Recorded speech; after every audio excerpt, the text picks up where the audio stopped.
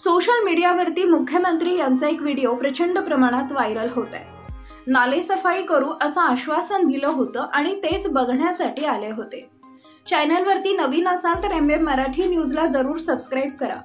एखादा लीडर कसा असावा की त्याने मागचा पुढचा विचार न करता फक्त जनतेचं भलं डोक्यात ठेवून विचार केला पाहिजे। परंतु महाराष्ट्रातील नेत्यांना असं कुठं जमणार आहे?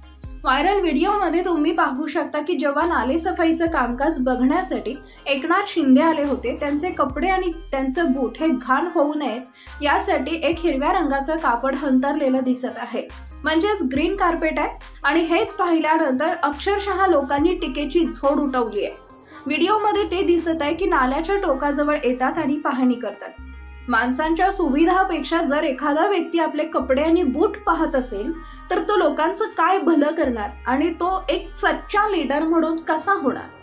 महाराष्ट्राचं राजकारण कुठल्या थराला गेलेलं आहे हे आपल्या सर्वांना माहीत आहे। मग यामध्ये नेते मंडळी फक्त आपापलीच पोळी भाजून घेत आहेत, मग जनतेचा विचार तर लांबच। यामुळे याबद्दल तुम्हाला काय वाटतं? तुमच्या प्रतिक्रिया आम्हाला कमेंट बॉक्समध्ये जरूर